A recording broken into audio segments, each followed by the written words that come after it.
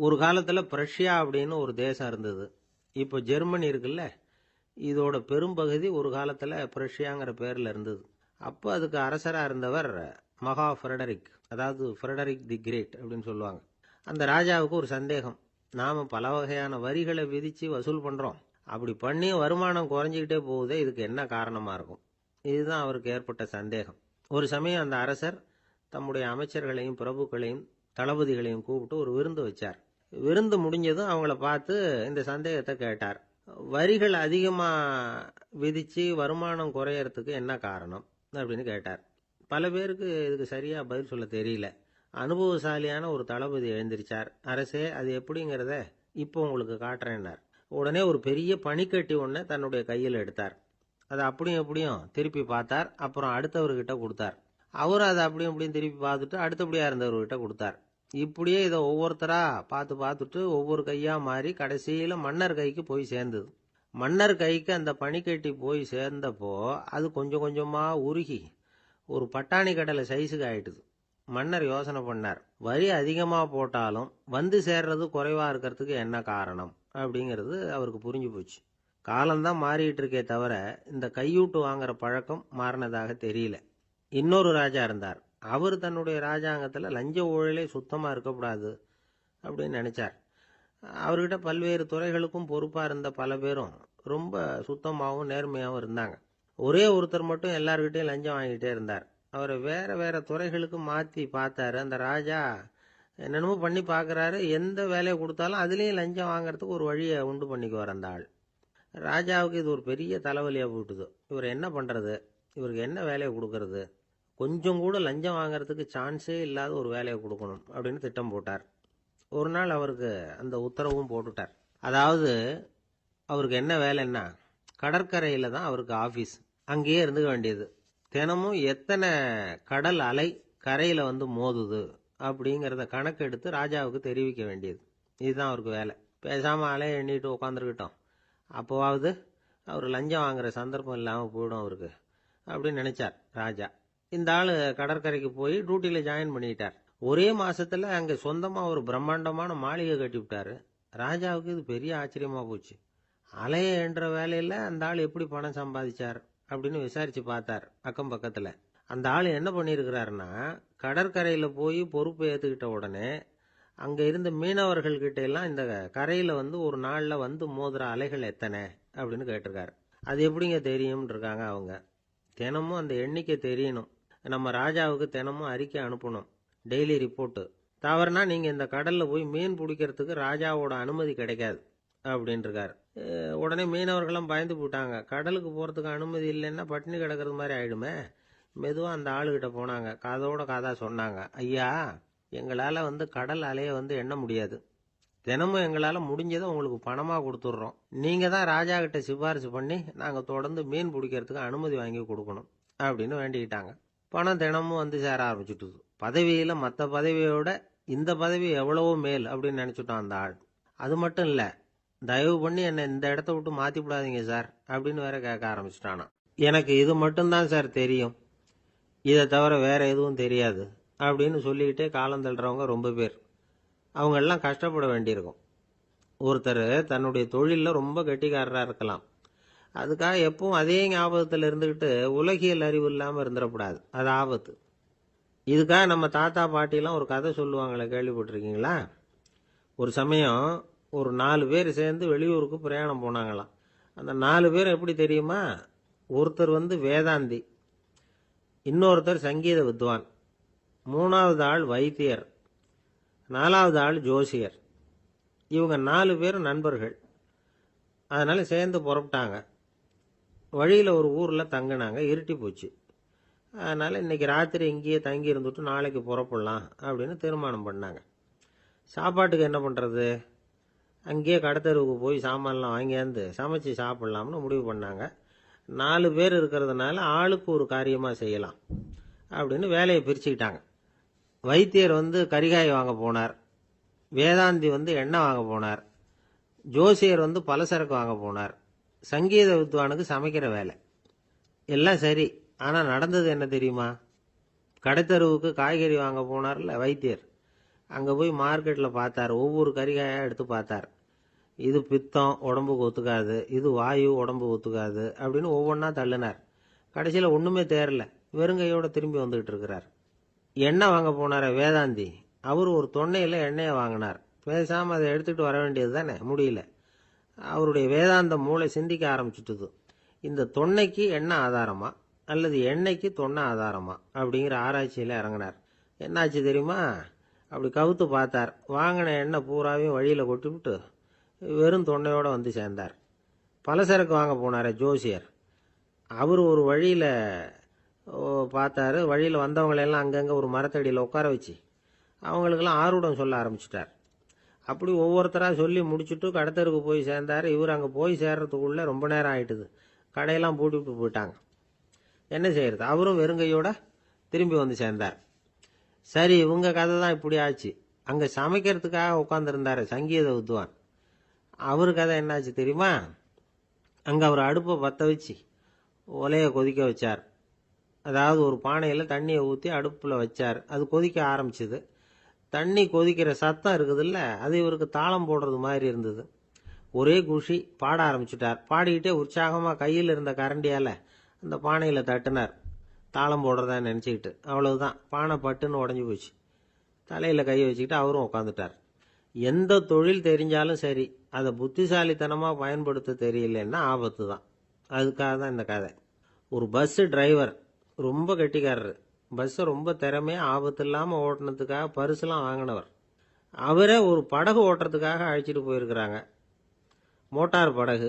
அதையும் ரொம்ப திறமையாக தான் ஓட்டிகிட்டு போயிருக்கிறாரு. நடுக்கடலில் போனதும் படகு நின்று போச்சு. மோட்டாரில் ஏதோ கோளாறு. என்ன செய்யலாம் அப்படின்னு அந்த டிரைவரை கேட்டிருக்கிறாங்க படகுல இருந்தவங்கெல்லாம். அப்போ அவர் சொன்னாராம், கவலைப்படாதீங்க, ஒன்றும் பிரச்சனை இல்லை, எல்லாரும் கொஞ்சம் கீழே இறங்கி பின்னாடி தள்ளுங்க, மோட்டார் ஸ்டார்ட் ஆகிடும் அப்படின்னாராம். ஒருத்தரை பார்த்து உன்னுடைய நண்பர்கள் யார் அப்படின்னு ஒரு கேள்வி கேட்டு பாருங்க. கொஞ்சம் யோசிச்சு யோசிச்சு பதில் சொல்லுவாங்க. அவங்க கிட்டேயே உன்னுடைய எதிரிகள் யார் அப்படின்னு கேளுங்க, கடகடன்னு ஒப்பிச்சிருவாங்க. நம்ம மனசு இருக்க, அது எப்படின்னா நம்ம நண்பர்களை விட எதிரிகளை அது நல்லா ஞாபகத்தில் வச்சுக்கும். இது ஒரு ஆச்சரியமான உண்மை. உங்களால் நண்பர்களை மறந்துட முடியும், ஆனால் எதிரிகளை மறந்துட முடியாது. இது ஒரு வேடிக்கையான நிலைமை தான். அழகான தருணங்களை நாம் ஏன் மறந்துடுறோம்? இது இயற்கை. ஏன்னா நம்ம மனசு மலர்களை கவனிக்கிறது இல்லை, அதில் இருக்கிற முள்ளை தான் கவனிக்குது. தன்னை காயப்படுத்துகிற எதையும் அது உடனே கண்டுகொள்ளுது. ஒரு தெளிந்த சிந்தனையுடைய மனசு மிக அழகாக உள்ள எல்லாத்தையும் கவனிக்கும். அது நன்றியுடன் உணரக்கூடிய எல்லாத்தையும் பார்த்து குறிச்சிக்கும். இப்படிப்பட்டவங்க வாழ்க்கை இயல்பாகவே நல்லா அமையும். அது ரொம்ப அபூர்வம். மனசில் உள்ள ஒரு சிறிய அமைப்பை மாற்றுவதை பொறுத்து தான் இந்த விஷயம் அப்படிங்கிறார் ஓஷோ. ஒரு யூத கோவில் இருந்துதான். அது யூதர்களின் மடமாகவும் இருந்தது. அங்கே ஒரு தலைமை குரு, அவர் ரொம்ப கண்டிப்பானவர். அந்த கோவிலை ஒட்டி ஒரு தோட்டம்.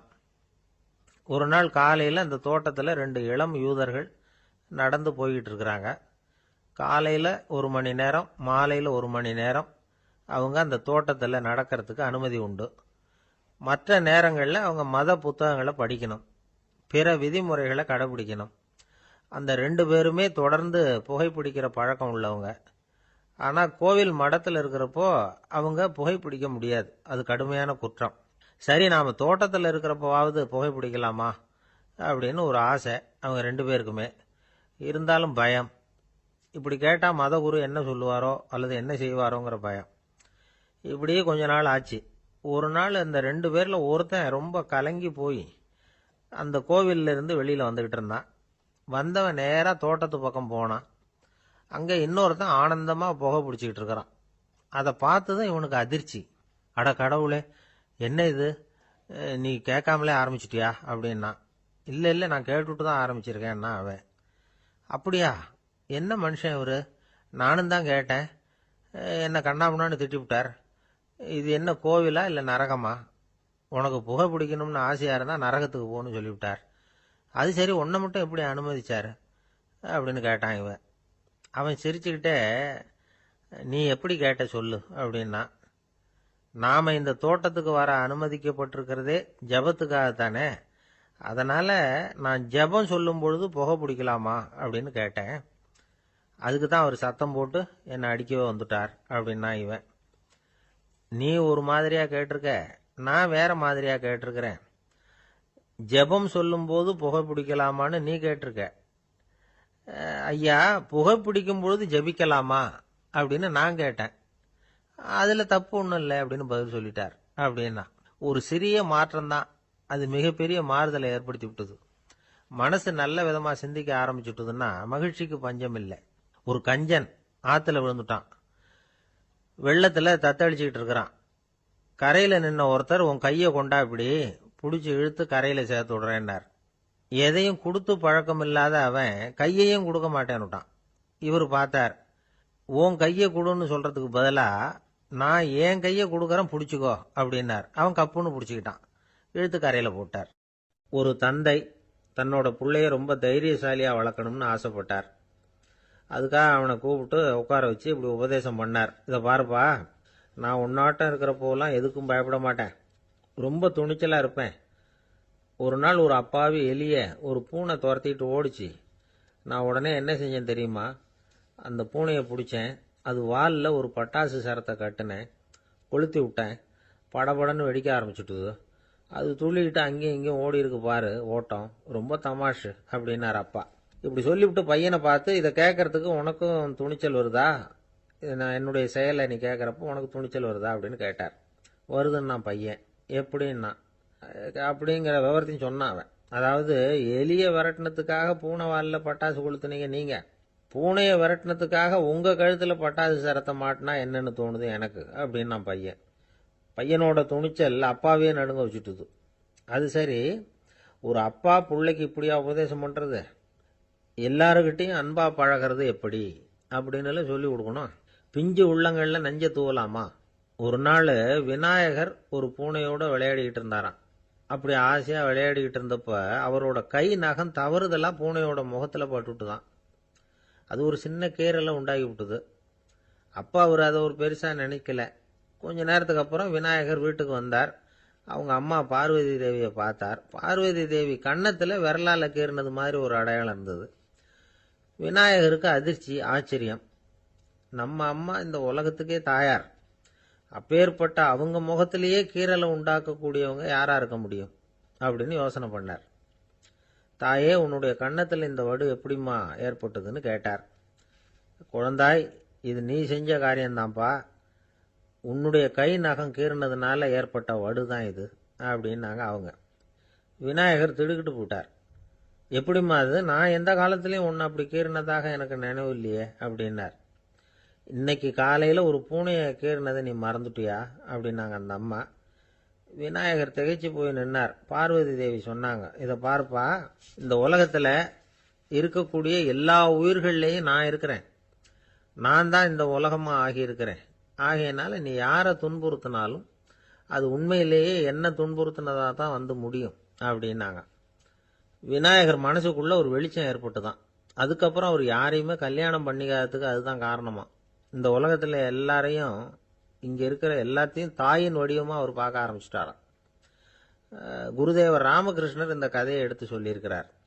நபிகள் நாயகம் ஒரு தடவை ஒரு நாற்காலியில உட்காந்து என்னமோ யோசனை பண்ணிட்டு இருந்திருக்கிறார். அப்ப அவரோட உடையில ஒரு கீழ்ப்பகுதி தரையில படிஞ்சு கிடந்திருக்குது. அங்க விளையாடிக்கிட்டு இருந்த ஒரு பூனை அது மேல வந்து படுத்து தூங்கி போயிடுச்சு. தொழுகை செய்ய வேண்டிய நேரம் வந்துட்டது. நபிகள் நாயகம் எழுந்திருக்க பார்த்தார். அப்போதான் பூனை தன்னோட உடை மேல படுத்து தூங்கிட்டு இருக்கிறது கண்ணில் படுது. பூனையோட தூக்கத்தை கலைக்க விரும்பல அவர். தன்னுடைய சகோதரியை கூப்பிட்டார். ஒரு கத்திரிக்கோள் எடுத்துட்டு வர சொன்னார். பூனை படுத்திருந்த உடை பகுதி மட்டும் இருக்குல்ல, அதை மட்டும் அதோட கத்திரிச்சு விட்டுட்டு அதுக்கப்புறம் அவர் எழுந்திரிச்சு தொழுகைக்கு போனாராம். அதாவது பிற உயிர்கள் கிட்ட எப்படி அன்பு காட்டணுங்கிறத பெரியவங்க எவ்வளவோ விதத்துல நமக்கு எடுத்து காட்டியிருக்கிறாங்க. இருந்தாலும் எத்தனை பேர் மனசுல அதெல்லாம் உரைச்சிருக்குது? நாமளும் நம்ம ட்ரெஸ் மேல ஒரு பூனை படுத்திருந்தா ஒரு கத்திரிக்கோலை தான் தேடுவோம், எடுத்துட்டு வர சொல்லுவோம். துணியை வெட்டுறதுக்கு பதிலாக இல்லை அதோட வாழை வெட்டினா என்ன அப்படின்னு தோணும். ஒரு ஆள் ரொம்ப பிரியமா ஒரு பூனையை ஆற்றுல குளிப்பாட்டிக்கிட்டு இருந்தானா. எப்படி? அந்த பூனையை ஆற்று தண்ணியில் அமுக்கி அமுக்கி குளிப்பாட்டிக்கிட்டு இருக்கிறான். அந்த வழியாக போன பெரியவர் ஒருத்தர் இதை பார்த்தார். இதை பார்ப்பா, பூனையை அது மாதிரி ஆற்று தண்ணியில் அமுக்கி குளிப்பாட்டாத, மூச்சு திணறி செத்து போடும் அப்படின்னு அட்வைஸ் பண்ணார். நீ போய் அவன் வேலையை பார்த்துக்கிட்டு, எனக்கு எல்லாம் தெரியும்னா இவன். சரின்னு அவர் போயிட்டார். கொஞ்ச நேரம் கழித்து அவரே அந்த வழியாக திரும்பி வந்துக்கிட்டு இருந்தார். ஆற்றுல பூனையை குளிப்பாட்டிக்கிட்டு இருந்தவன் அழுதுகிட்டு உட்காந்துருக்கிறான். பக்கத்தில் அந்த பூனை செத்து கிடக்குது. இதை பார்த்தார் பெரியவர். நான் தான் அப்போவே சொன்னேனே அந்த பூனையை ஆற்றுல நினைக்காதேன்னு, அதை கேட்டிருந்தா இப்படி ஆயிருக்குமா அப்படின்னார். அந்த ஆள் கோபமாக இவரை முறைச்சி பார்த்தான். அட போய்யா, இந்த பூனை ஆற்றுல குளித்ததுனால ஒன்றும் செத்து போகல, குளித்ததுக்கு அப்புறம் அதோட உடம்பு ஈரமாக இருக்குதுன்னு அதை புழிஞ்சேன், அதனால தான் இப்படி ஆயிட்டுது அப்படின்னு. ஒரு விவசாயி விதைக்கிறதுக்காக வயல்வெளி பக்கம் போகிறார். விதைகளை அள்ளி வீசினார். அப்போ என்ன ஆச்சுன்னா, சில விதைகள் பாதை ஓரத்தில் விழுந்தது, சில விதைகள் முள் செடிகள் மண்டி இருந்த புதருக்கு இடையில விழுந்தது, சில விதைகள் நல்ல நிலத்தில் விழுந்தது. பாதை ஓரத்தில் விழுந்த விதை என்ன ஆச்சுன்னா, அதெல்லாம் பறவைகள் கண்ணில் போட்டுவிட்டுது. உடனே உட்காந்து கொத்தி தின்னுட்டு போட்டுது. அதிகமாக மண் இல்லாத பாறை பகுதியில் விழுந்த விதையெல்லாம் லேசாக வேர் விட்டு முளைக்க ஆரம்பிச்சுது. அதுக்கப்புறம் வேர் கீழேயும் ஆழமாக போக முடியல, மேலேயும் சூரிய வெப்பம் அதிகம் தாங்க முடியல, எல்லாம் காஞ்சி கருகி போட்டுது. புதர் பகுதியில் சில விதைகள் விழுந்தது இல்லையா, முள் செடிகள் காடாக மண்டி போயிருந்தது. அதனால் முளைச்சி வர்ற செடிக்கு நெருக்கடி அதிகமாக போட்டுது, சரியாக வளர முடியல, விளைச்சலும் சரியா இல்லை. நல்ல நிலத்தில் விழுந்த விதைகள் மட்டும் நல்லா முளைச்சிது, நல்லா வளர்ந்தது, விளைச்சலும் பிரமாதமாக இருந்தது. இந்த கதையை சொல்லிவிட்டு கேட்க செவியுள்ளோர் கேட்கட்டும் அப்படிங்கிறார் இயேசு பெருமான். ஆமாம், இயேசு கடலில் நின்ற படகு ஒன்றில் உட்காந்துருக்கிறார். கடற்கரையில் ஏராளமான மக்கள் உட்காந்துருக்கிறாங்க. அந்த சமயத்தில் தான் இயேசு ஓமைகள் மூலமாக மக்களுக்கு பல உண்மைகளை சொல்லிகிட்டு இருக்கிறார். மக்கள் அந்த கதையை கேட்டுட்டு ஒன்றும் புரியாமல் முழிக்கிறாங்க. அதை கவனித்த இயேசு அந்த ஓமையை விளக்க ஆரம்பித்தார். இதில் அந்த விதைக்கிறவர் தான் இறைவன். அவருடைய வார்த்தைகளை விதைக்கிறார். அந்த வார்த்தைகளை கேட்கிற மக்கள் அந்த விழுந்த விதைகள் மாதிரி 4 வகையானவர்கள். சில பேர் பாதை ஓரத்தில் விழுந்த விதைகள் மாதிரி. இறைவன் வார்த்தைகளை அவங்க கேட்குறாங்க, ஆனால் தீய எண்ணங்கள் செய்கைகள் மூலமாக விதைக்கப்பட்ட வார்த்தைகள் அழிஞ்சு போடுது. இறைவன் வார்த்தைகளை கேட்ட உடனே மகிழ்ந்து போய் உடனே சில பேர் அதை ஏற்றுக்கிறாங்க. இவங்கெல்லாம் அந்த பாறை பகுதியில் விழுந்த விதைகள் மாதிரி. அதனால் இவங்கெல்லாம் வேறு இல்லாதவங்க, கொஞ்ச காலத்துக்கு இறை வார்த்தைகளுக்கு கீழ்ப்படிந்து நடப்பாங்க. அதனால் ஏதாவது இடைஞ்சல் ஏற்பட்டால் உடனே தடுமாறுவாங்க. தங்கள்கிட்ட இருக்கிற நல்ல பண்புகளை விட்டுட்டு பாவ வழிகளுக்கு போயிடுவாங்க. முள் செடிகளுக்கு இடையில விழுந்த விதைகள் மாதிரி உள்ளவங்க யாருன்னா, இவங்களுக்கு உலக கவலை உண்டு, செல்வத்தின் மீது மயக்கம் உடையவர்கள். உலக ஆசைகள் இவங்களுக்குள்ள பூந்துடுறதுனால அங்கே இருக்கிற நல்ல பண்புகள் மறைஞ்சு போயிடுது. அதனால் அவங்களும் உபயோகம் இல்லாதவங்களா ஆயிடுறாங்க. நல்ல மனிதர்கள் நல்ல நிலத்தில் விழுந்த விதைகளுக்கு ஒப்பானவர்கள்.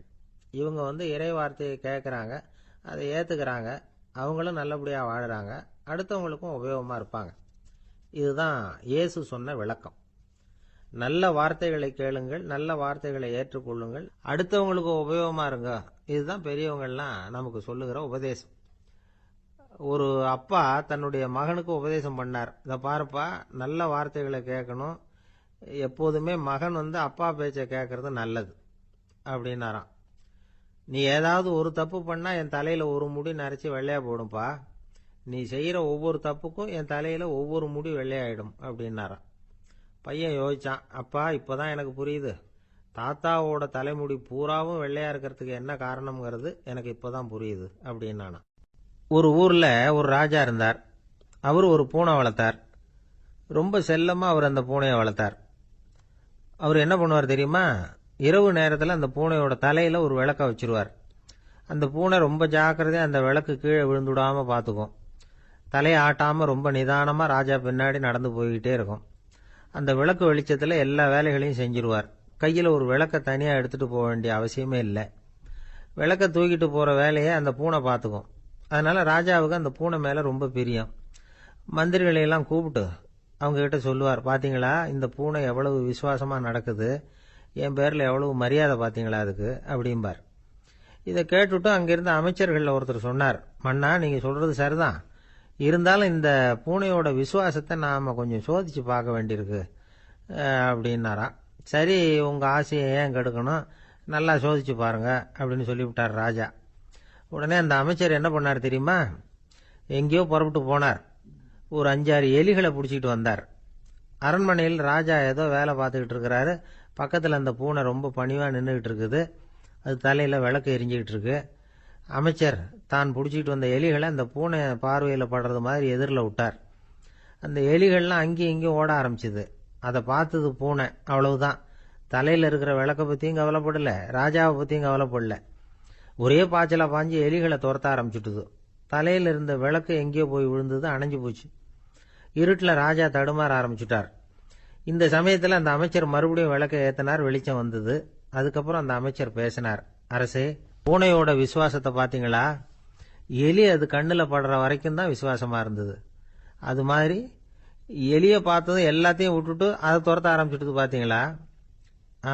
தான் அந்த பூனையை பற்றி நினைச்சது தப்புங்கிறது அதுக்கப்புறம் தான் அந்த ராஜாவுக்கு புரிஞ்சுதான். சரி, இப்போ எதுக்கு இந்த கதையெல்லாம் அப்படிங்கிறீங்களா? இந்த பூனை மாதிரி தான் நம்ம மனசும். மனசை எவ்வளவுதான் பயிற்சி கொடுத்து பக்குவமாக வச்சிருந்தாலும் பார்க்கறதுக்கு பரமசாது மாதிரி தான் இருக்கும். பார்க்க வேண்டியதை பார்த்துட்டுதுன்னா பாஞ்சிரும். இந்த பூனை மாதிரி புலன் இன்ப பொருள்கள் கிட்டாத வரைக்கும் மனம் அடங்கி இருக்கிறது மாதிரி தான் தெரியும். கொஞ்சம் வாய்ப்பு கிடைச்சாலும் அது குதிக்க ஆரம்பிச்சிரும், தப்பு பண்ண ஆரம்பிச்சிரும்.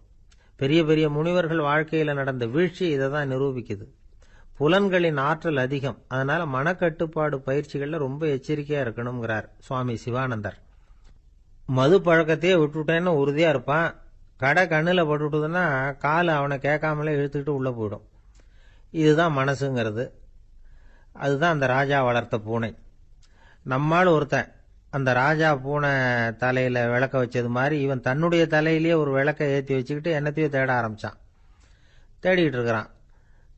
தலையை ஆட்டாம நிதானமா நடந்து ரொம்ப நேரமா தேடிட்டு இருக்கிறான். அந்த சமயம் அங்க வந்த ஒருத்தர் என்னத்தை தேடுறீங்கன்னு கேட்டார். அதுதான் மறந்து போச்சு அப்படின்னு இழுத்தான். சரி, கொஞ்சம் இப்படி உட்காருங்க, ஞாபகம் வந்ததும் தேட ஆரம்பிக்கலாம் அப்படின்னாரு அவரு.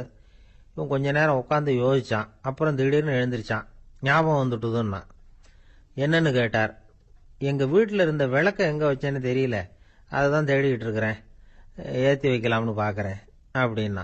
வாழ்க்கையில சில சந்தர்ப்பங்கள்ல நாம சில அவமானங்களை சந்திச்சே தீர வேண்டியிருக்கு. என்ன பண்றது, காலம் அப்படி. அவமானப்படுறவங்க உடனே அடங்கி போயிடுறது தான் உலக வழக்கம்.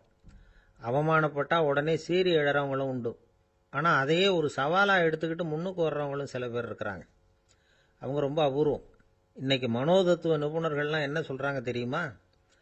அவமானப்பட்டுட்டா உடனே அடங்கி போயிடக்கூடாதான். அதையே ஒரு சவாலா எடுத்துக்கிட்டு மனசுல ஒரு வைராக்கியத்தோட முயற்சி பண்ணுனா வாழ்க்கையில எல்லாரும் முன்னேறலாமா.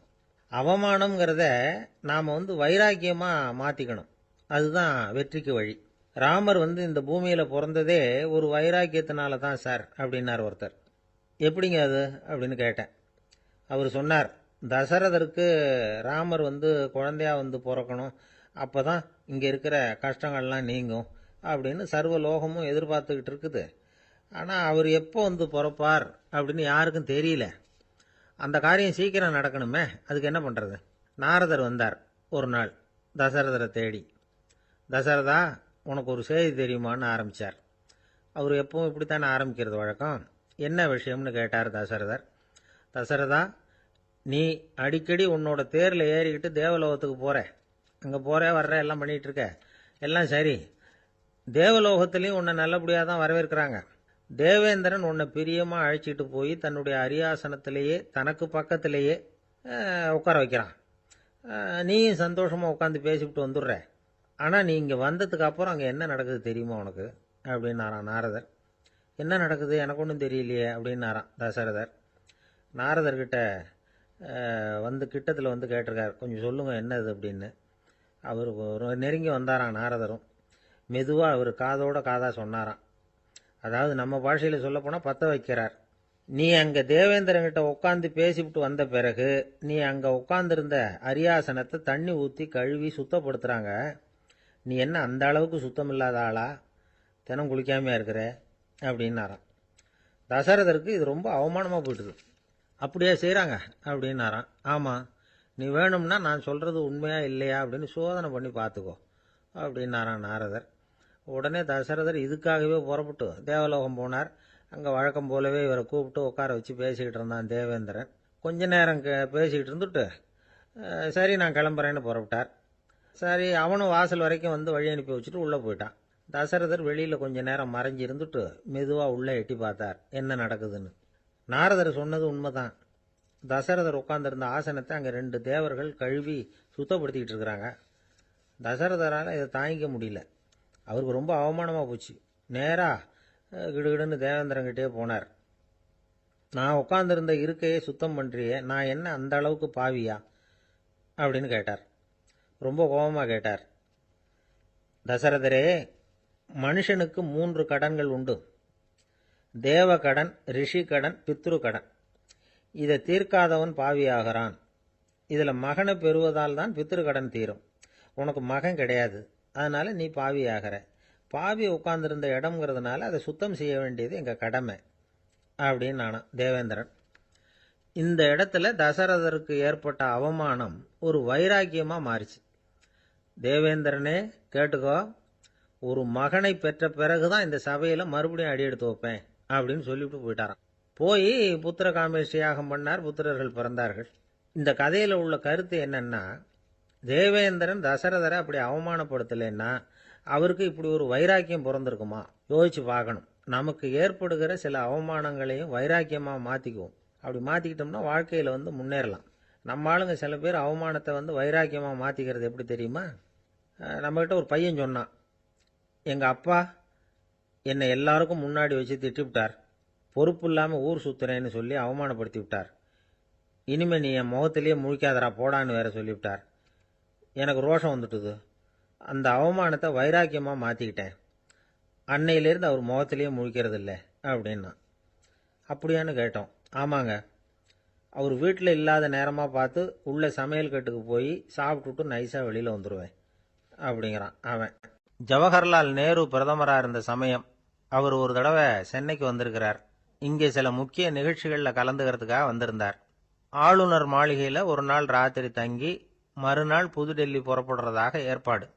நிகழ்ச்சியிலெல்லாம் முடிச்சுக்கிட்டு ஆளுநர் மாளிகையில் தங்கி இருக்கிறார். அன்றைக்கு இரவு படிக்கிறதுக்கு ஒரு முக்கியமான புத்தகம் அவருக்கு தேவைப்பட்டது. அந்த சமயத்தில் உலக அளவில் ஒரு முக்கியமான பொருளாதாரம் சம்பந்தமான ஒரு புத்தகம் வெளியாகி இருக்கிற விஷயம் அவருக்கு தெரியும். அந்த புத்தகம் மெட்ராஸுக்கு வந்திருக்குமா, அது இங்கே கிடைக்குமா அப்படின்னு விசாரிச்சிருக்கிறார் நேருஜி. அவர் இப்படி கேட்ட உடனே அங்கே இருந்தவங்கெல்லாம் ரொம்ப பரபரப்பாக செயல்பட ஆரம்பிச்சுட்டாங்க. முக்கியமான இடங்கள்ல எல்லாம் விசாரிச்சிருக்கிறாங்க அந்த புத்தகம் உங்ககிட்ட இருக்கான்னு. சென்னையில் உள்ள கன்னிமாரா நூல் நிலையத்துக்கு எப்படியும் அந்த புத்தகம் வந்திருக்கணும் அப்படின்னு ஒரு நம்பிக்கை. அங்கே விசாரித்தாங்க. அந்த புத்தகம் 2 நாளைக்கு முன்னாடி தான் அங்கே வந்திருக்குது அப்படிங்கிற விஷயம் தெரிஞ்சுது. உடனே எல்லாரும் அங்கே ஓடினாங்க.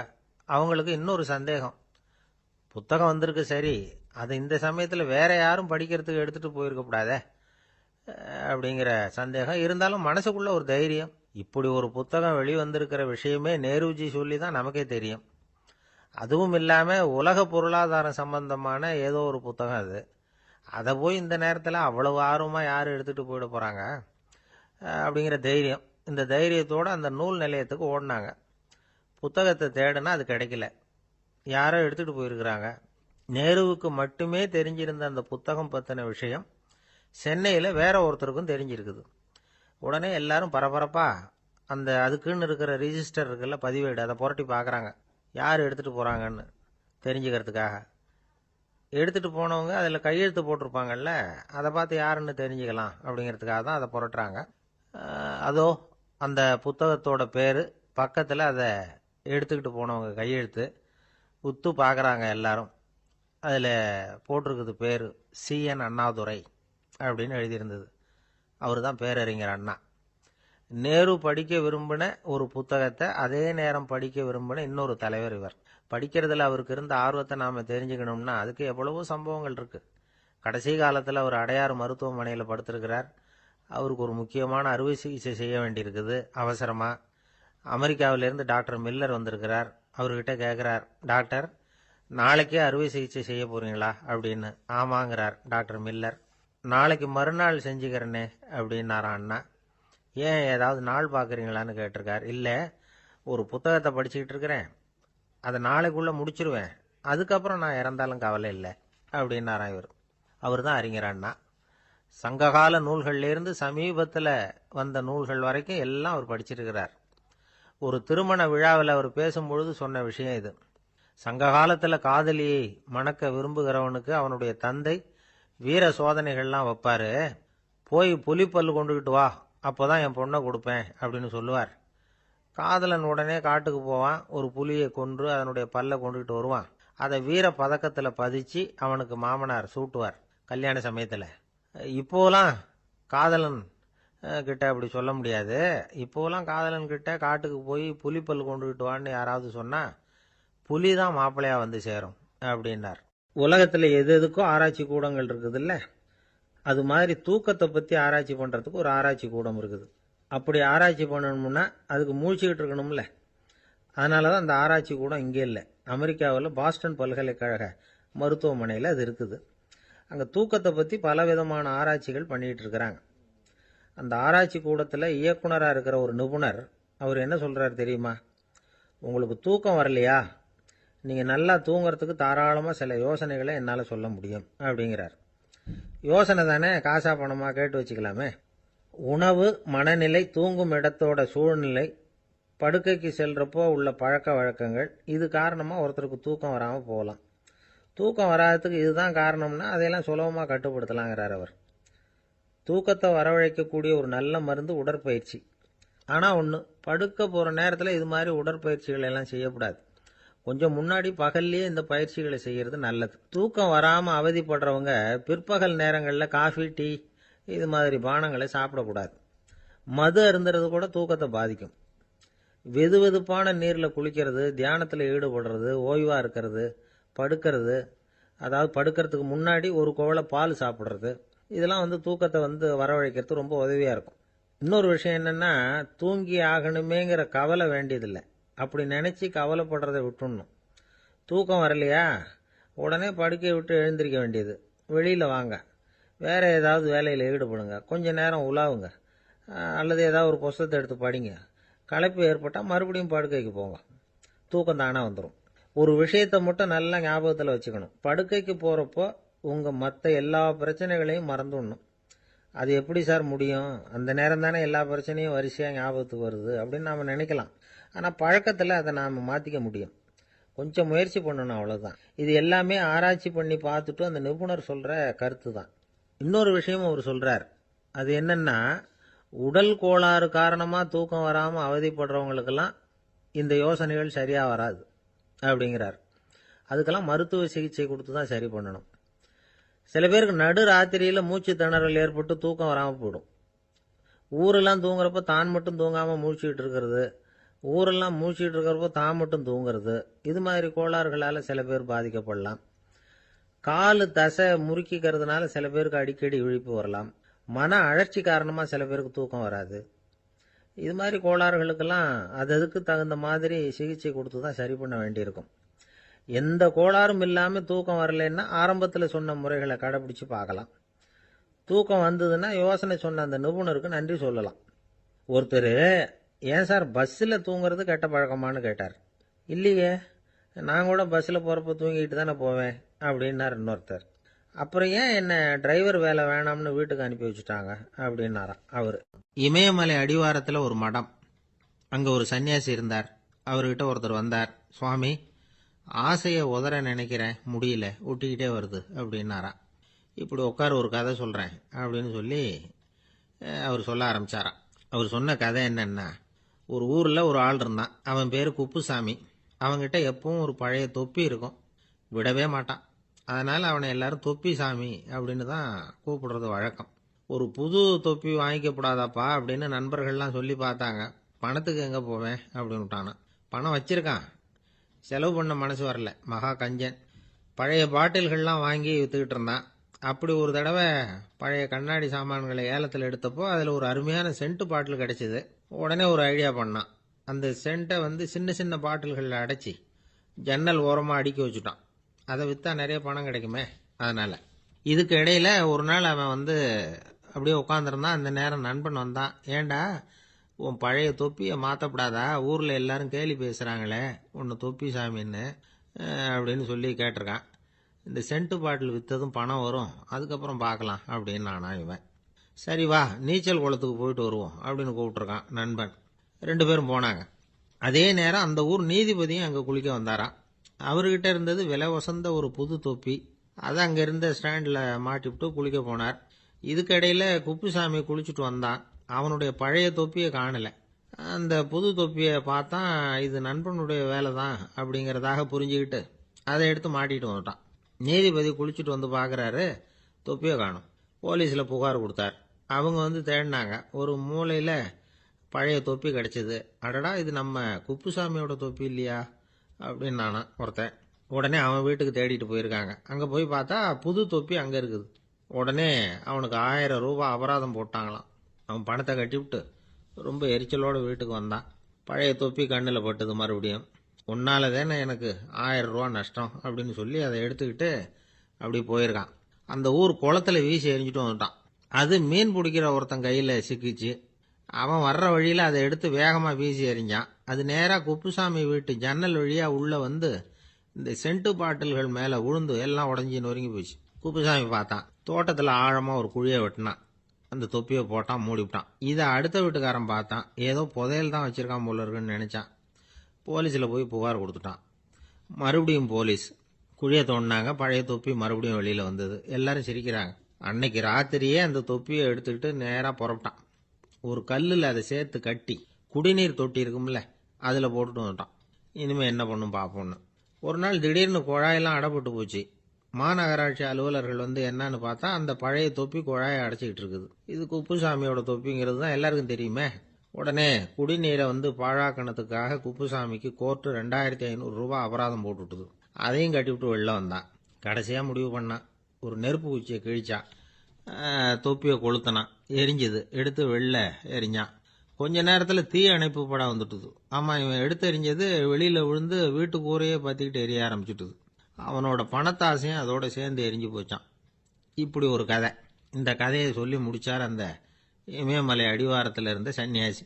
இப்போ அந்த குப்புசாமி எங்கே இருக்கிறான்னு கேட்டார் எதிரில் இருந்தவர். இதோ உன் எதிரிலே இருக்கிறான், நான் தான் அந்த குப்புசாமி அப்படின்னாரான் அந்த சன்னியாசி. அந்த குப்புசாமி கிட்ட இருந்தது மாதிரி ஒரு பழைய தொப்பி நம்ம ஒவ்வொருத்தர்கிட்டையும் உண்டு. அதை எப்படி தொலைக்கிறதுன்னு தெரியாமல் தடுமாறிக்கிட்டு இருக்கிறோம். அது என்ன தொப்பிங்கிறீங்களா? அதுதான் நம்மை சூழ்ந்திருக்கிற மாயை அப்படிங்கிறார் சுவாமி சின்மயானந்தர். மெய்ஞானம் கிடைக்கிறப்போ மாயை வந்து எரிஞ்சு போகும் அப்படிங்கிறது அவருடைய கருத்து. நம்மால் ஒருத்தர் வேகமாக ஓடி வந்தார். காலில் மாட்டியிருந்த பழைய செருப்பு 2ஐயும் ஆவேசமாக தூக்கி ஒரு கிணத்துல போட்டுட்டு வெறுங்காலோட நடந்து வந்துகிட்டு இருக்கிறார். ஏன் அப்படி பண்ணீங்க அப்படின்னு கேட்டோம். அந்த செருப்புக்கு சொந்தக்காரன் வந்து பின்னாடி வந்துகிட்டு இருக்கிறான், அதனால் அப்படி பண்ணேன் அப்படிங்கிறார் இவர். ஒரு ஊரில் ஒரு இளைஞன் இருந்தான். ஒரு நாள் அவன் ஒரு குருவை தேடிக்கிட்டு புறப்பட்டான். ஊரை விட்டு வெளியில் போனான். போகிற வழியில் ஒரு காடு. அந்த காட்டில் ஒரு மரத்தடியில் ஒரு பெரியவர் உட்காந்துருக்கிறார். அமைதியாக மௌனமாக அவர் அமர்ந்திருக்கிறார். இந்த பெரியவரை விசாரிக்கலாம், குருவை தேடி கண்டுபிடிக்கிறதுக்கு இவர் ஏதாவது ஒரு வழி சொல்லி கொடுப்பார் அப்படின்னு நினச்சிக்கிட்டு அவரை நெருங்கினான். ஐயா, எனக்கு ஒரு குரு தேவை, எங்கே கிடைப்பார்? அவரை எப்படி அடையாளம் கண்டுபிடிக்கிறது? அதை பற்றி ஏதாவது விவரம் சொன்னீங்கன்னா நான் கண்டுபிடிச்சிக்குவேன் அப்படின்ட்டுருக்கான். பெரியவர் நிமிர்ந்து பார்த்தார். தம்பி, அது ரொம்ப சுலபம். அவர் வயசானவராக இருப்பார். என்னை விட சுமார் 30 வயசு அதிகமாக இருக்கும். அவர் ஒரு மரத்தடியில் தான் உட்காந்துருப்பார் அப்படின்ட்டுருக்கான். சரிங்க பெரியவரே, அது என்ன மாதிரியான மரம், எப்படி இருக்கும் அப்படின்னு கேட்டிருக்கான். பெரியவர் அந்த விவரங்களையும் சொல்லியிருக்கிறாரு. அது மட்டும் இல்லை, சந்திக்கிற நாள், நேரம், வினாடி முதற்கொண்டு எல்லா விவரங்களையும் துல்லியமாக சொன்னாராம். இவ்வளவு விவரங்களை இவரால் எப்படி சொல்ல முடியுது அப்படின்னு இவனுக்கு ஆச்சரியம். இருந்தாலும் அந்த பெரியவர் கடைசியாக ஒரு விவரம் சொன்னார். அது என்ன தெரியுமா? எப்படியும் நீ அவரை சந்திக்கிறதுக்கு ஒரு 30 வருஷம் ஆகும் அப்படின்னு சொல்லிவிட்டாராம். ரொம்ப நன்றிங்க பெரியவரே அப்படின்னு சொல்லிவிட்டு அந்த இளைஞன் புறப்பட்டுருக்கான். இப்போ அவனுக்கு குரு பற்றின விவரம் எல்லாம் கிடைச்சிட்டுது. சந்திக்கிற நேரமும் தெரிஞ்சுட்டுது. ஆனால் 30 வருஷம் அவரை தேடி அலைய வேண்டியிருக்குமே. அவன் தேட ஆரம்பித்தான். காடு மலை எல்லாம் சுற்றி அலைஞ்சான். பல வருஷங்கள் தேடினான். அழுத்து போயிட்டான். கடைசியில் அவனுக்கும் வயசாயிட்டுது. கடைசியில் தன்னுடைய சொந்த ஊருக்கே திரும்பி போய்கிட்டு இருந்தான். அங்கே ஒரு மரத்தடியில் அவன் தேடிக்கிட்டு இருந்த குருநாதர் கிடைச்சார். யார் அவருன்னா, 30 வருஷத்துக்கு முன்னாடி வழி சொல்லி கொடுத்தாருல அதே பெரியவர். அவருக்கு இப்போ 30 வயசு அதிகமாக இருந்தது. அதே மரம். அன்னைக்கு பெரியவர் சொன்ன அடையாளம் இப்போ பொருத்தமாக இருந்தது. இப்போ அந்த பெரியவர் சொன்னார், சரியாக வந்து சேர்ந்துட்ட, வா, உனக்காக தான் நான் இவ்வளவு காலமும் காத்துக்கிட்டு இருந்தேன் அப்படின்னாராம். என்ன சொல்கிறீங்கன்னு இருக்கான். 30 வருஷத்துக்கு முன்னாடி என்கிட்ட வந்தியே, அப்பவே என் காலம் முடிஞ்சு போயிருந்தது. அப்பவே என்ன உனக்கு அடையாளம் தெரியல, அதனால இவ்வளவு காலம் உனக்காக காத்துட்டு இருக்கும்படி ஆயிட்டுது அப்படின்னாராம். ஐயா, அப்பவே நீங்க சொல்லியிருக்கலாமே, இதுதான் 30 வருஷம் கழிச்சு நீ சந்திக்க போற இடம், நான் தான் உன்னுடைய குரு அப்படின்னு சொல்லியிருக்கலாமே அப்படின்றான். அந்த பெரியவர் சிரிச்சுக்கிட்டே இதுக்கு பதில் சொன்னாராம். நான் எவ்வளவோ விவரமா தான் சொன்னேன், நீ சரியா புரிஞ்சுக்கல. காரணம், அப்போ நீ போதுமான அளவுக்கு பக்குவம் பெற்றிருக்கவில்லை, அதனால புரியும் சக்தி இல்லாம போயிட்டுதப்போ. 30 ஆண்டு காலம் நீ அலைஞ்சு தெரிஞ்சிருக்கிற, அது காரணமா இப்போ உனக்கு அந்த பக்குவம் வந்துட்டுது, அதனாலதான் அடையாளம் காண முடிஞ்சது, நானே உன்னுடைய குரு அப்படின்னாராம். இதுல இருந்து என்ன தெரியுதுன்னா, ஆன்மீகத்துல மாணவனாக சேர்றதுக்கு கூட ஒரு பக்குவத்தன்மை தேவைப்படுது. ஒரு பெரிய ஞானி, அவர்கிட்ட சீடனா இருக்க ஒருத்தன் வந்தான், எதிரில் நின்னான். ஞானி அவனை வெகு நேரம் உற்று பார்த்தார். அப்புறம் சொன்னார், சீடனா இருக்கிறது ரொம்ப சிரமம்னார். நான் தயாரா இருக்கிறேன்னா. அது இன்னமும் சிரமமாச்சே, இங்கே குருவா இருக்கிறது மட்டுமே சுலபம் அப்படின்னாராம். அப்படின்னா நான் குருவாவே ஆயிடுறேன் அப்படின்னானா. இது போலவே இந்த காலத்துல கதை ஒன்று உண்டு. ஒரு பள்ளிக்கூடத்துல வகுப்பு ஆசிரியர் மாணவனை திட்டிக்கிட்டு இருந்தார்.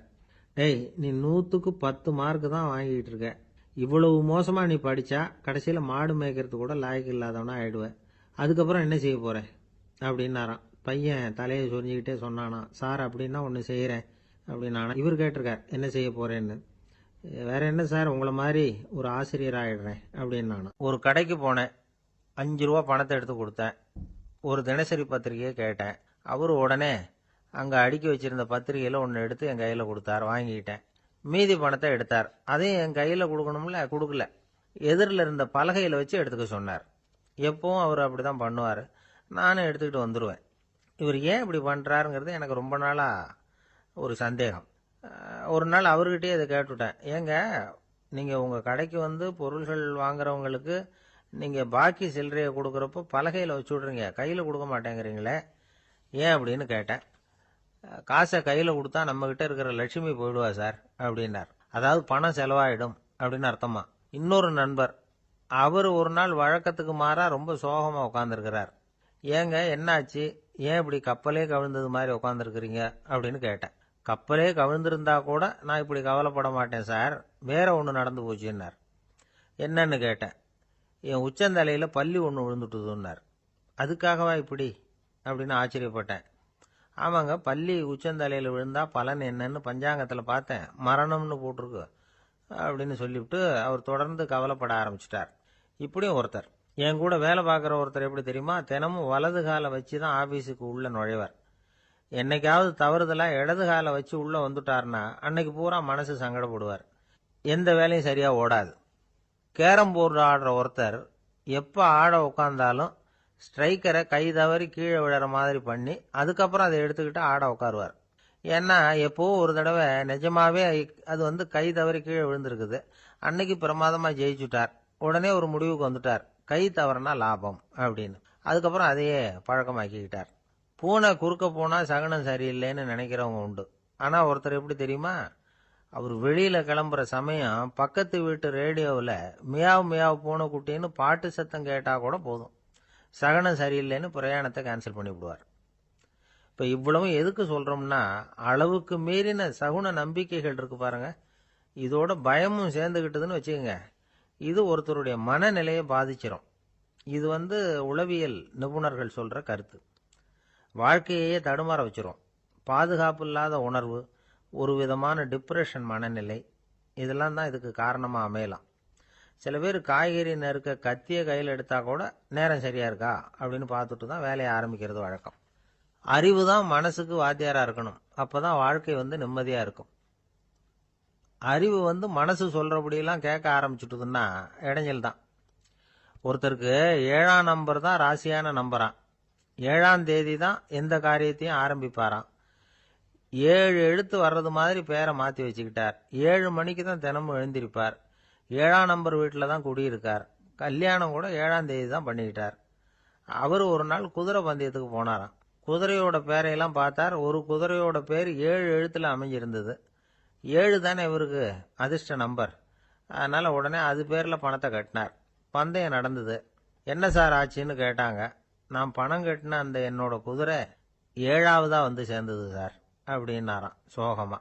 காசியில் இருக்கிற கடவுள் காசி விஸ்வநாதர், அங்க இருக்கிற தேவி காசி விசாலாட்சி. இவங்க 2 பேரும் ஒரு நாள் பேசிக்கிட்டு இருந்தப்போ கடவுள் சொன்னார், இந்த மனிதர்களை நாம ரொம்பவும் நம்பிக்கையோட தான் படைச்சிருக்கிறோம், இருந்தாலும் அவங்களுக்கு தான் நம்பிக்கை இல்லை, எதுலேயும் ஒரு உண்மையான நம்பிக்கை இல்லாமல் வாழ்ந்துக்கிட்டு இருக்கிறாங்க அப்படின்னார். என்ன அப்படி சொல்கிறீங்க? அதோ பாருங்க, எவ்வளவு பேர் காசியை தேடிட்டு வந்து கங்கையில் குளிச்சுக்கிட்டு இருக்கிறாங்க, அவங்கெல்லாம் நம்பிக்கை இல்லைன்னா இவ்வளவு தூரம் தேடிட்டு வந்து இங்கே குளிப்பாங்களா அப்படின்னு நாங்கள் தேவி. சரி, அதை சோதிச்சு பார்க்கலாம் அப்படின்னு 2 பேரும் முடிவு பண்ணிக்கிட்டாங்க. உடனே ஒரு திட்டம் போட்டாங்க. அது எப்படின்னா, நாம் 2 பேருமே பக்தர்கள் மாதிரி உருவத்தை மாற்றிக்கிட்டு கங்கை கரைக்கு போக வேண்டியது. நான் வந்து கங்கையில் இறங்கி குளிக்கிறேன், கொஞ்ச நேரத்தில் சுழலில் மாட்டிக்கிட்டது மாதிரி நடிக்கிறேன். நீ உடனே கரையிலிருந்து சத்தம் போடு, என்னோட வீட்டுக்காரரை யாராவது காப்பாற்றுங்களேன் காப்பாற்றுங்களேன்னு சத்தம் போடு. அதோட இன்னொன்று சொல்லு, யாராவது ஒரு புண்ணிய ஆத்மா அவர்கிட்ட போய் அவருடைய முடியை பிடிச்சி இழுக்கணும், அப்படி ஒரு சாபம் இருக்குது எங்களுக்கு. புண்ணிய ஆத்மா, அதாவது எந்த பாவமும் செய்யாத இல்லாத ஒருத்தர் தான் அவரை காப்பாற்ற முடியும். அப்படிப்பட்டவங்க யாராவது வெள்ளத்தில் குதிச்சு என்னுடைய கணவரை காப்பாற்றுங்கோ அப்படின்னு நீ சத்தம் போடு, கூச்சல் போடு, என்ன நடக்குதுன்னு பார்க்கலாம் அப்படின்னார் கடவுள். சரின்னு சொல்லி 2 பேருமா சாதாரண பக்தர்கள் மாதிரி கங்கை கரைக்கு வந்து சேர்ந்தாங்க. அவர் இறங்கி குளித்தார். திட்டம் போட்டது மாதிரியே சுழலில் மாட்டிக்கிட்டது மாதிரி கத்துனார். கரையில் இருந்த அந்த அம்மா, ஐயோ என் கணவரை காப்பாற்றுங்களேன், யாராவது காப்பாற்றுங்களேன்னு கத்துனாங்க. பல பேர் ஓடி வந்தாங்க. உடனே இவங்க, பாவம் இல்லாத புண்ணிய ஆத்மா ஒருத்தரால் தான் என்னுடைய கணவர் காப்பாற்றப்படணுங்கிறது விதி, அப்படி ஒரு சாபம் இருக்குது, அதனால் புண்ணிய ஆத்மா யாராவது அவர்கிட்ட போய் அவர் முடியை பிடிச்சி தூக்குனா அவரை காப்பாற்றி போடலாம் அப்படின்னாங்க. இவங்க இப்படி சொன்னதும் எல்லாரும் திகைச்சு போய் நின்றுட்டாங்க. ஒவ்வொருத்தருக்கும் அவங்க செஞ்ச பாவம்லாம் ஒவ்வொன்றா ஞாபகத்துக்கு வர ஆரம்பிச்சுட்டுது. சரி, இதுக்கு நாம லாயக்கு இல்லை அப்படின்னு சொல்லி ஒதுங்கி போக ஆரம்பிச்சிட்டாங்க எல்லாம். இந்த சமயத்தில் யாரோ ஒருத்தர் வேகமாக ஓடி வந்தார், ஆற்றுல குதிச்சார். அவர்கிட்ட போனார், முடியை பிடிச்சார், தூக்குனார், அவரை காப்பாற்றி கரைக்கு கொண்டுட்டு வந்துட்டார். அப்படி காப்பாற்றின அந்த ஆளை இவங்க 2 பேரும் தனியாக கூப்பிட்டுக்கிட்டு ஒரு மண்டபத்துக்கு வந்துட்டாங்க. வந்து விசாரிக்கிறாங்க. நீ யாரப்பா அப்படின்னு கேட்குறாங்க. ஏதும் தெரியாத மாதிரி. நான் இந்த ஊர் அன்ன சத்திரத்தில் வேலை செய்கிற ஒரு சமையல்காரன் அப்படிங்கிறார். நீ வந்து கங்கையில் குளிக்கிறது உண்டான்னு கேட்டிருக்காங்க. நான் இந்த ஊர்லேயே தான் இருக்கிறேன், இருந்தாலும் தினமும் கங்கையில் குளிக்கிறது இல்லை, எப்பாவது ஒரு நாள் அங்கே குளிப்பேன் அப்படின்னார். கங்கையில் மூழ்கி எழுந்திரிச்சா பாவம்லாம் தொலையும்னு சொல்கிறாங்க. அப்படி இருக்கிறப்போ அங்கே இன்னைக்கு கங்கையில் குளிச்சுக்கிட்டு இருக்கிறவங்கெல்லாம் தங்களை வந்து புண்ணிய ஆத்மாவா நினைக்கல. கங்கையில் குளிக்காத நீ உன்னை வந்து புண்ணிய ஆத்மாவா நினச்சி என்னை காப்பாற்ற வந்திருக்கிற, அது எப்படி அப்படின்னு கேட்டார். அதுக்கு அந்த ஆள் சொல்கிறான், கங்கையில் குதிச்சதுக்கு அப்புறம் தானே உங்களை காப்பாற்ற போகிறோம், அப்படி குதிக்கும் பொழுது என்னுடைய பாவம்லாம் போயிருக்கும்ல, நான் புண்ணிய ஆத்மாவா ஆயிருப்பேனே, அதனால தான் துணிஞ்சு வந்து உங்களை காப்பாற்றினேன் அப்படின்னா. கடவுளும் தேவியும் அவனுக்கு வந்து காட்சி கொடுத்தாங்களாம். இப்படி ஒரு கதை உண்டு. அதாவது கங்கையில் குளிச்சுக்கிட்டு இருக்கிறவங்களுக்கே தங்களுடைய பாவம் போகுங்கிற நம்பிக்கை பரிபூர்ணமாக இல்லை, குளிக்காத ஒருத்தனுக்கு அந்த நம்பிக்கை இருந்தது. அதனால் அவனால் கடவுளை பார்க்க முடிஞ்சது. கடவுளை வந்து நாமளும் பார்க்க முடியுமா முடியாதா அப்படிங்கிற குழப்பம்லாம் நமக்கு வேண்டியதில்லை. நம்பிக்கையோடு வாழணுங்கிற உண்மையை மட்டும் இந்த கதையிலேருந்து புரிஞ்சுக்கிட்டா போதும். ஏன்னா இந்த கதையை கேட்டுட்டு ஒரு நண்பன் குதர்க்கமாக ஒரு கேள்வி கேட்டான்.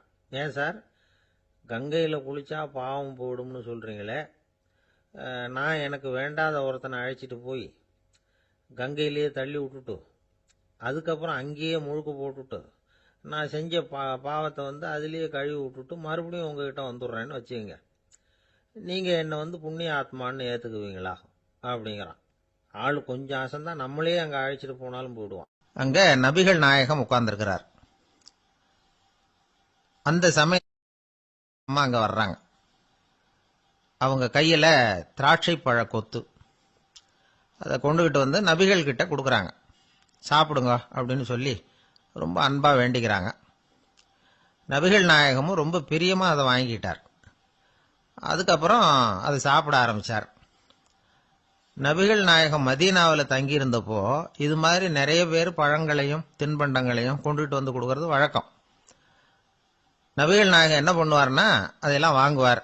உடனே பக்கத்தில் இருக்கிற தோழர்கள் எல்லாருக்கும் பகிர்ந்து கொடுப்பார், தானும் சாப்பிடுவார். இதுதான் எப்போதும் வழக்கம்.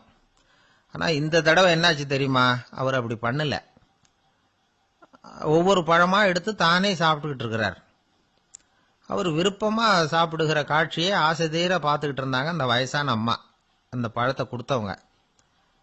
அவங்களுக்கு ரொம்ப மகிழ்ச்சியா இருந்தது, மன நிறைவா இருந்தது. நாம ஆசையா கொண்டுகிட்டு வந்து கொடுக்குற பழத்தை நபிகள் நாயகம் இவ்வளவு பிரியமா சாப்பிடுறாரே அப்படின்னு நினைச்சு ரொம்ப சந்தோஷப்பட்டாங்க. அதுக்கப்புறம் அங்கிருந்து அவங்க புறப்பட்டு போயிட்டாங்க. இந்த அம்மா போனதுக்கு அப்புறம் பக்கத்தில் இருந்த தோழர்கள் பேச ஆரம்பிச்சாங்க. ஏன்னா அவங்களுக்கு சந்தேகம், இன்னைக்கு வித்தியாசமா நடந்துகிட்டாரே அப்படின்னு. அண்ணலே, எது உங்களுக்கு வந்தாலும் எங்க எல்லாருக்கும் கொடுத்துட்டு தான் நீங்க சாப்பிடுவீங்க. இன்னைக்கு மட்டும் நீங்க அப்படி செய்யலையே, எல்லா பழத்தையும் நீங்களே சாப்பிட்டீங்களே, அதுக்கு என்ன காரணம் அப்படின்னு கேட்டாங்க. இப்படி கேட்கறதுனால நாயகம் அதை தப்பா புரிஞ்சுக்க மாட்டார் அப்படிங்கறது அவங்களுக்கு தெரியும். யாரும் எதையும் அவர்கிட்ட கேட்கலாம், அப்படி கேட்கறதுக்கு உரிமை உண்டு. இந்த ஜனநாயக முறைகளுக்கு அவர்கள் கொடுத்த மரியாதை இது. தோழர்களின் கேள்விக்கு நபிகள் பதில் சொல்ல ஆரம்பிச்சார். நண்பர்களே, அந்த அம்மா ரொம்ப பிரியமா அந்த பழங்களை என்கிட்ட கொண்டுகிட்டு வந்து கொடுத்தாங்க. முதல்ல ஒரு பழத்தை எடுத்து வாயில போட்டு பார்த்தேன். அது ரொம்ப புளிப்பா இருந்தது, சாப்பிடுறது ரொம்ப கஷ்டம். உங்ககிட்ட யாருக்காவது அதை கொடுத்திருந்தா அதுல வாயில போட்டதும் புளிப்பு தாங்காம முகம் சுழிச்சிருப்பீங்க. அதை அந்த அம்மா பார்த்துட்டாங்கன்னா வருத்தப்பட்டிருப்பாங்க. ஆசையா கொண்டுகிட்டு வந்து நமக்கு கொடுத்துருக்குறாங்க. அவங்க அன்பான மனசை நோகடிக்கிறதுக்கு நான் விருப்பப்படலை.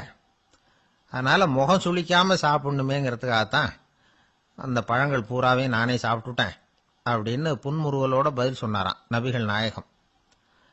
இன்னொருத்தர் மனசு புண்படக்கூடாதுங்கிறதுக்காக புளிப்பையும் இனிப்பா ஏற்றுக்கொள்ளுகிற பண்பாடு இருக்கு பாருங்க, அது ஒரு பெரிய நாகரிகம். அது எல்லாருக்கும் சுலபமா வந்துடாது.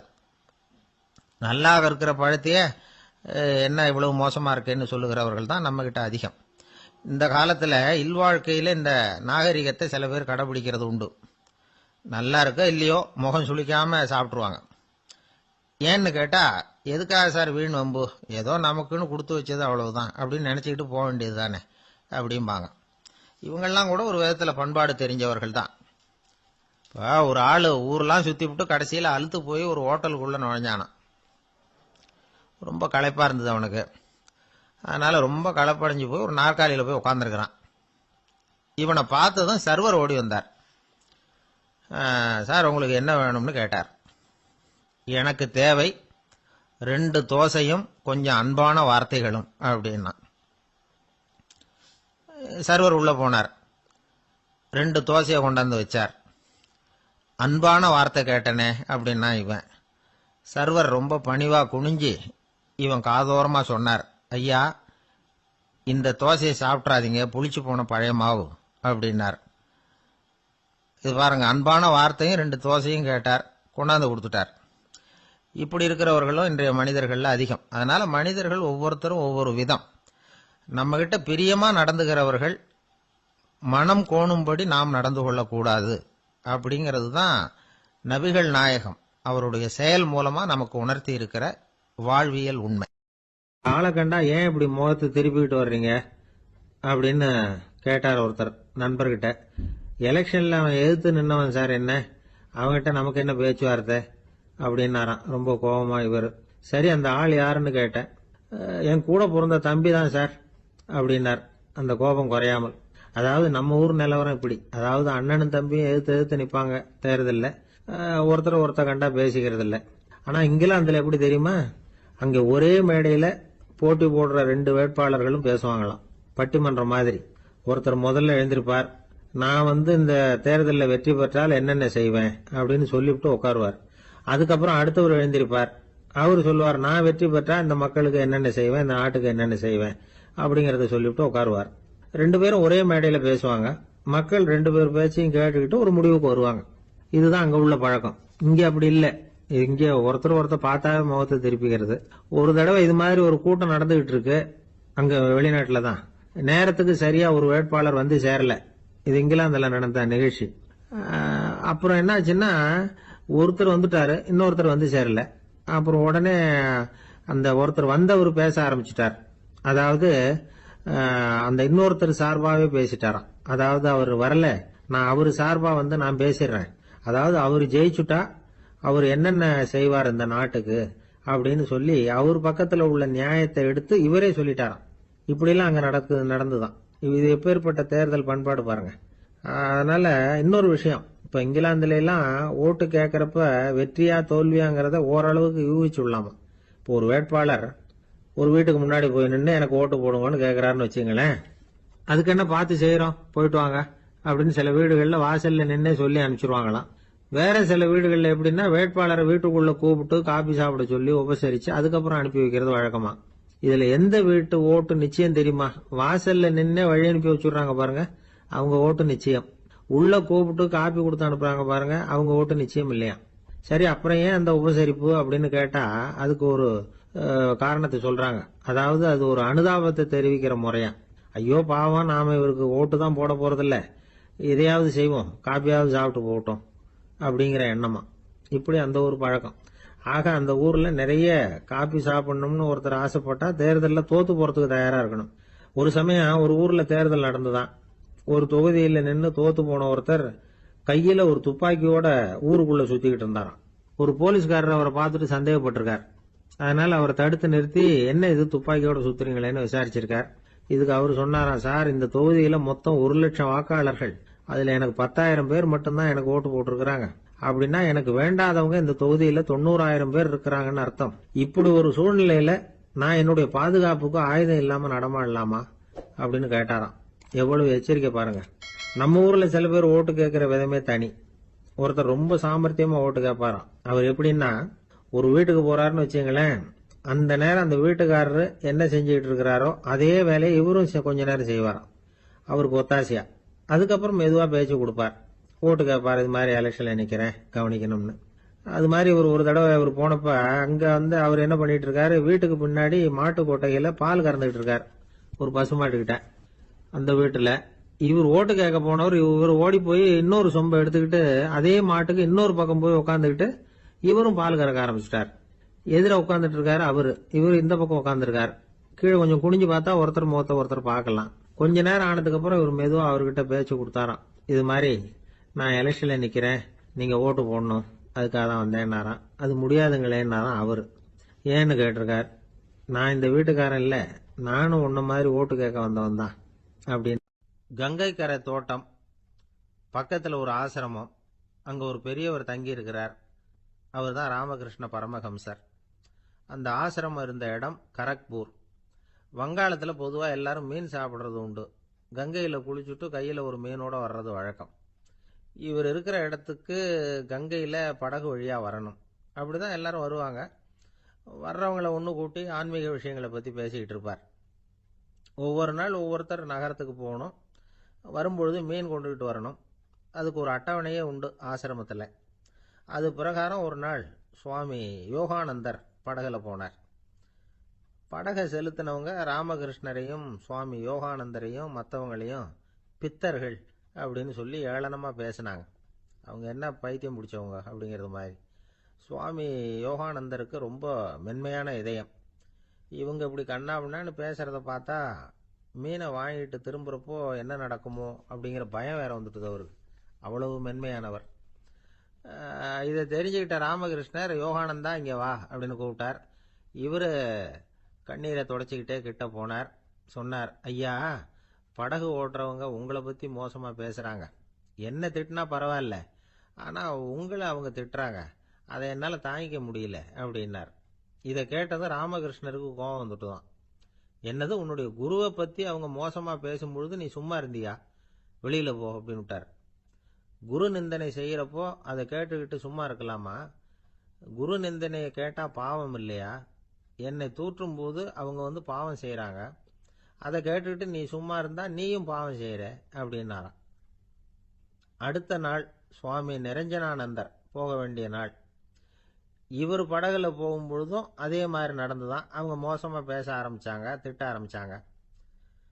அப்படி கேலி பண்ண ஒருத்தனை இவர் என்ன பண்ணார், பலார்னு கன்னத்தில் அரைஞ்சுட்டார். இன்னொருத்தனை கங்கையில் தூக்கி எறியறதுக்கும் தயாராகிட்டார். அதுக்கப்புறம் அவங்க யாரும் வாயை திறக்கல. மீன் வாங்கிட்டு வர்றப்பவும் படகுல ஒரே அமைதி. அவ்வளவு பயம் அவங்களுக்கு. ராமகிருஷ்ணர் கூப்பிட்டு விசாரிச்சார் என்ன நடந்ததுன்னு. இவர் சொன்னார், அவர் யோகானந்தா போகும்பொழுது என்ன நடந்ததோ அப்படியே தான் இப்பவும் நடந்தது. குரு நிந்தனை செய்யறத கேட்டுக்கிட்டு நான் சும்மா இருப்பேனா? ஒருத்தனை அப்படியே அரைஞ்சுட்டேன், இன்னொருத்தனை ஆற்றுல தூக்கி போட்டுருவேன்னு பயமுறுத்தினேன், அவ்வளவுதான் அப்படின்னாராம். இப்போவும் ராமகிருஷ்ணருக்கு கோபம் வந்துட்டு தான். என்ன இது, அணியறது காஷாயம், இருக்கிறது ஆசிரமம், உனக்கு இவ்வளவு கோபம் வந்ததுன்னா அப்புறம் என்னத்துக்கு ஆசிரமத்தில் இருக்கணும்? பிரம்மச்சாரி எப்பவும் அமைதியாக இருக்கணும் அப்படின்னு அறிவுரை சொன்னாராம் ராமகிருஷ்ணர். அப்போ இவர் கேட்டாராம், ஏங்க அவருக்கு ஒரு விதமான அறிவுரை சொன்னீங்க, எனக்கு வேற விதமாக அறிவுரை சொல்றீங்க, இதில் எது உண்மை அப்படின்னு கேட்டிருக்கார். இதுக்கு ராமகிருஷ்ணர் சொன்ன பதில் என்னன்னா, அட அசடே, சக்கரத்தில் காற்று அதிகமாக இருந்தால் குறைக்கணும், குறைச்சலாக இருந்தால் கூட்டணும். அவன் சாது, அவனுக்கு அதிக உணர்ச்சி தேவை, உனக்கு படபடப்பு அதிகம், உனக்கு பொறுமை தேவை அப்படின்னாராம். இதில் உள்ள கருத்து என்னன்னா, கல்விங்கிறது எப்படின்னா அதை சூழ்நிலைக்கு தகுந்த மாதிரி கற்பிக்கணும். எல்லாருக்கும் ஒரே மாதிரி கற்பிக்கக்கூடாது. கேட்குறவர் தகுதி, புரிஞ்சுக்கிற திறமை, இதை பொறுத்து கல்வி அமையணும். ஆரம்ப காலத்தில் ஒரு குரு, அப்போ ஒரு சீடன் இருந்தான். அது வேடிக்கையான குரு, வேடிக்கையான சீடன். ஒரு ஆசிரமம். ஒரு நாள் ஒருத்தன் அவசரமாக அந்த குருவை தேடி வந்திருக்கிறான். என்ன விஷயம்னு விசாரிச்சார் குரு. உங்கள் சீடர் என்னை அடிச்சுட்டார் அப்படின்னு புகார் பண்ணானா அந்த ஆள். குரு சீடனை கூப்பிட்டார். அடிச்சியா இந்த ஆளை அப்படின்னு கேட்டாராம். ஆமான் இருக்கான் சீடன். ஏன் அடிச்சே அப்படின்னு கேட்டாராம். இந்த ஆள் உங்களை பற்றி மட்டமாக பேசிவிட்டான், என்னால் அதை தாங்கிக்க முடியல, அதனால தான் அடிச்சுட்டேன்ருக்கான். அப்படி என்ன பேசினா அப்படின்னு கேட்டாராம்.